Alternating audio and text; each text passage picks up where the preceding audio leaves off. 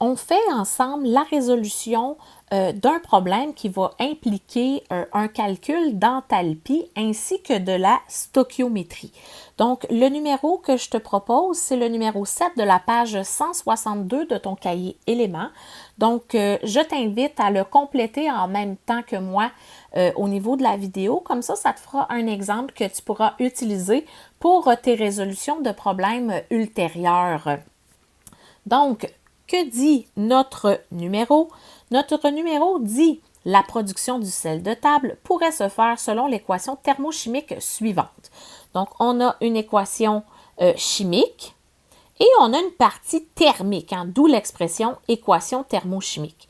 Donc, j'ai vraiment quels sont les réactifs et quels sont les produits et quelle est l'enthalpie, la quantité d'énergie impliquée dans cette réaction chimique-là. Ce qu'on veut faire, donc on veut produire 350 g de sel de table et on se demande quelle quantité d'énergie sera produite si on produit ce 350 g de sel de table. Donc, tout d'abord, j'aimerais attirer ton attention sur quelques petites choses. Donc, première chose qui m'intéresse, c'est le signe négatif ici que tu vois au niveau de l'enthalpie. Un signe négatif placé en avant de la quantité d'énergie, donc dans l'enthalpie, ça nous indique que la réaction, elle est exothermique. Une réaction exothermique, c'est une réaction qui va produire de la chaleur, donc qui va dégager de la chaleur. Donc là, je viens de te dire qu'une réaction exothermique, ça produit de la chaleur. Ça veut dire que je pourrais réécrire mon équation chimique en venant inclure à l'intérieur cette quantité d'énergie-là. Comme elle est exo, elle est produite, l'énergie, je vais venir l'ajouter du côté des produits. Donc, ça pourrait me donner quelque chose qui ressemble à ceci. Donc, 2Na solide plus Cl2 gaz se transforme en 2NaCl solide plus ma quantité d'énergie. Ma quantité d'énergie ici, si tu es un peu observateur, c'est écrit que ce sont des kilojoules par mol de NaCl. Ça veut dire qu'à chaque fois que j'aurai une mol de NaCl produite, j'aurai 411,2 kJ d'énergie dégagée, 411,2 kJ d'énergie produite. Dans mon équation chimique, j'ai 2 mols de NaCl. Donc, qu'est-ce qui arrive avec cette quantité d'énergie-là, qui est de 411,2 kJ? Bien, elle devra être doublée. Donc, ça veut dire que je vais l'inclure ici en écrivant 822,4 kJ. Donc, pourquoi je l'ai doublé? Tout simplement parce que j'avais 2 mols de NaCl et l'enthalpie que j'avais ici, c'était pour une mol de NaCl, c'était une enthalpie molaire.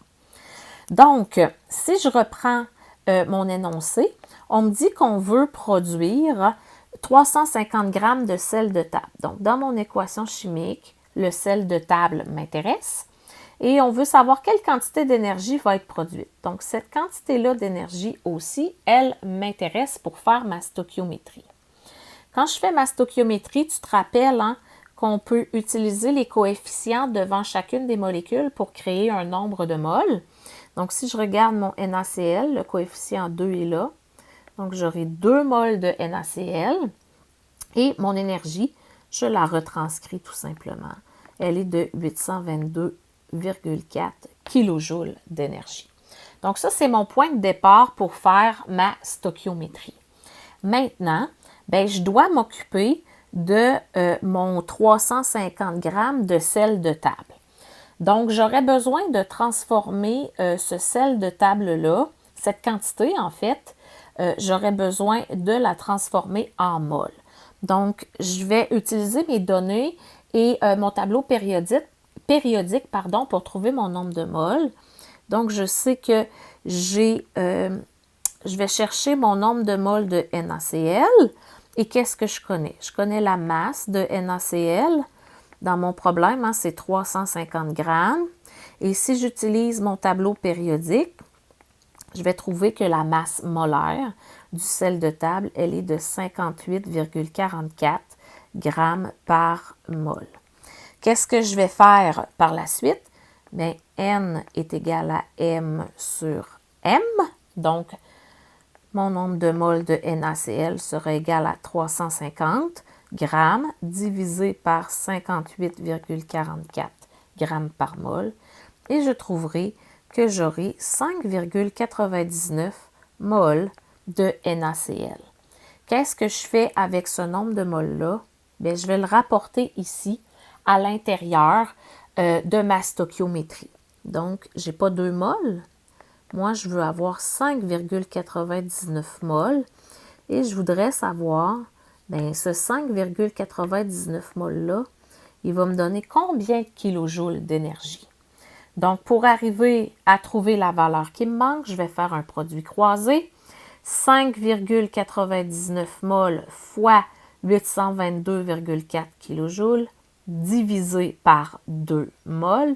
Et je vais trouver ici la valeur qui va dans ma petite boîte, que ma valeur va être 2463 kJ d'énergie. Ce 2463 kJ d'énergie, il est toujours exothermique. Hein? Donc, ça n'a pas changé. Mais au départ, à mon énergie, elle était exothermique. Donc, quand je sortais mon delta H à l'extérieur de mon équation chimique, j'avais un négatif. Ça voudrait dire quoi ici?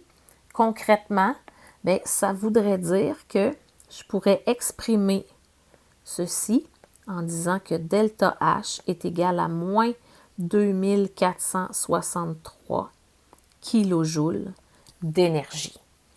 Ça veut donc dire que j'ai résolu mon problème et je suis prête à donner ma réponse. Ma réponse sera que mon delta H de réaction, donc la quantité d'énergie produite par la formation de 350 grammes de sel, sera égal à moins 2,46 fois 10 à la 3, donc je respecte mes chiffres significatifs, kilojoules. Et mon petit négatif, hein, il veut dire quoi? Il veut dire que c'est exothermique.